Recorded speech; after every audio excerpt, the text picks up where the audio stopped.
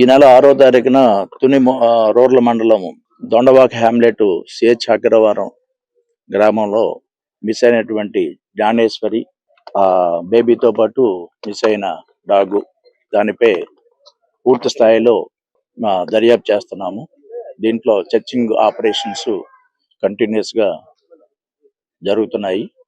మా SP Sri Bindu Madhav IPS వారి ఆదేశాల మేరకు QRT teams, ANS parties, dog squad, drone parties, SDRF టీమ్స్తోని మేము సెర్చింగ్ ఆపరేషన్ చేస్తున్నాము.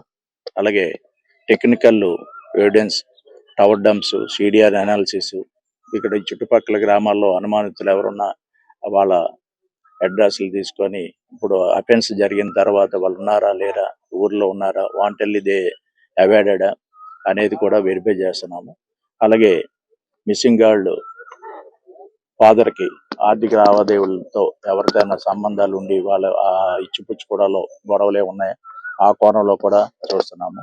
ఈ టెరైన్ కొండకి దగ్గరగా ఉండడం వల్ల పాప ఆ రోజు వెళ్ళడం ఆ కొండ వైపు వెళ్ళుంటే యానిమల్ క్యాచ్ చేసే అవకాశాలు ఎక్కువ ఉన్నాయని, అవి కూడా ఆ కోణంలో కూడా ఫారెస్ట్ డిపార్ట్మెంట్ వాళ్ళు పిలిపించి వాళ్ళతో కూడా డైలీ అది కూమింగ్ చేయిస్తున్నాము. సెర్చింగ్ ఆపరేషన్స్ కూడా కొండ మీద చేయిస్తున్నాము. అలాగే నిన్న డిప్యూటీ సీఎం పవన్ కళ్యాణ్ గారు ఆదేశాల మేరకు ఎన్డీఆర్ఎఫ్ టీం కూడా నిన్న ఉదయం మాతో జాయిన్ అయింది. వారు కూడా ఒక 30 మెంబర్స్ వచ్చారు. 2 టీమ్స్గా ఫామ్ అయ్యి వాళ్ళు కూడా నిన్నటి నుండి కొండ వెనకాల ఉండేది 2-3 కొండలు కూడాను వాళ్ళు నిన్నంతాను సెర్చింగ్ ఆపరేషన్ చేసి కంటిన్యూస్గా ప్రతి పాయింట్ ఈ 48 ఏకర్స్ ఉన్నటువంటి తోట కూడా మళ్ళీ చెక్ చేయించాము.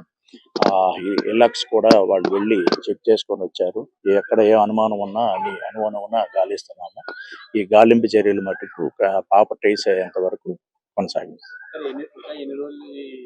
అంటే ఎన్ని రోజులు అని కాదండి, పాప మనకి సురక్షితంగా మనము కాపాడి ఆ పాపను రికవరీ చేసేంత వరకు కొనసాగుతుంది.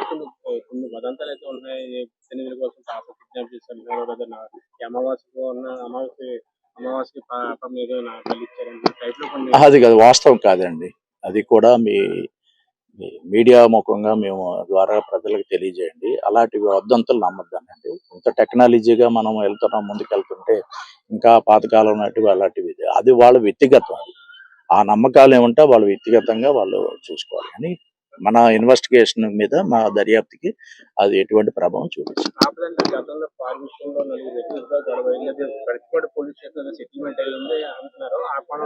అది కూడా వెరిఫై చేసామండి. వెరిఫై చేసి వాళ్ళు కూడా పిలిపించాం, మాట్లాడాము. ఆ ఇష్యూ అప్పటికే క్లోజ్ అయిపోయింది.